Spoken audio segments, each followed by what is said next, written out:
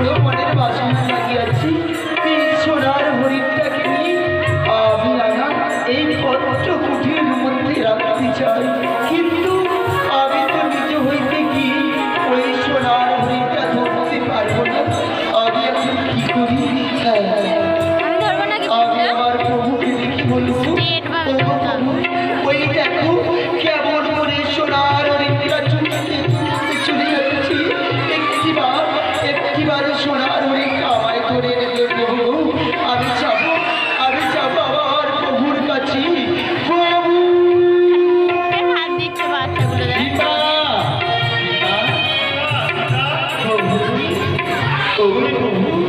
ওই দেখো প্রভু, দেখো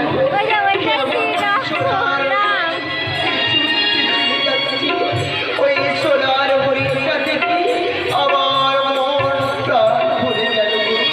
আমার ওই সোনার হরিণটা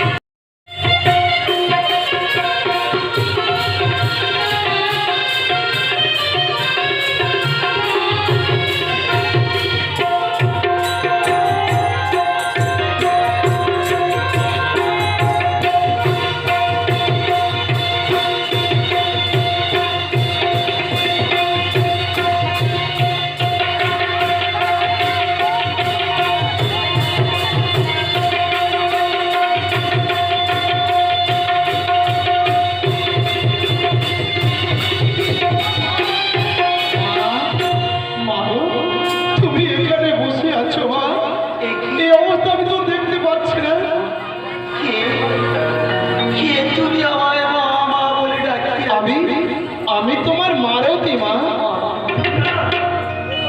তুমি মারতি হতে পারো না, তুমি মারতি হতে পারো না মা। তুমি আমাকে চিনতে পারছো না?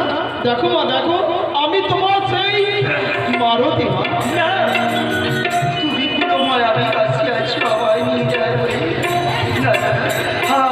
তোমায় বিশ্বাস করি না। ওগো জননী আমার, আমি যদি তোমায় বুক চিরে দেখাতে পারতাম যে ঠাকুর রাম কোথায় আছে মা, একটিবারে দেখলে জননী আমার।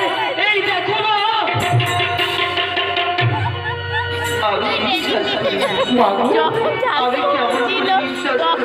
বিশ্বাস করছো না মা?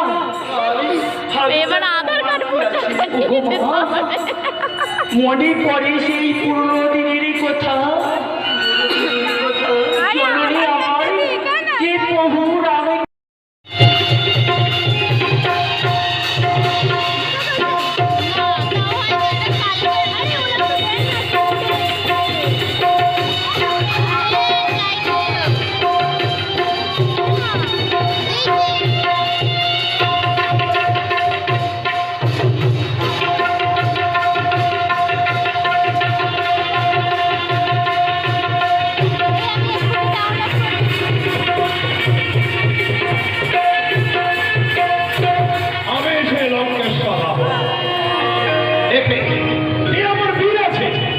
সে আমার এই লঙ্কা ধ্বংস করে দিচ্ছে।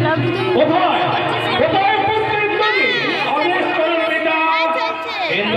এমন সময় আদেশ নিয়ে এমন আছে বলুন, কে লঙ্কা প্রবেশ করেছে আমার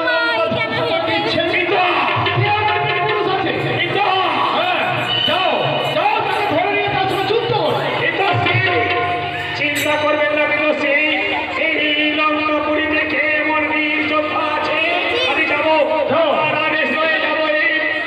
লঙ্কাপুরি তন্ন তন্ন করে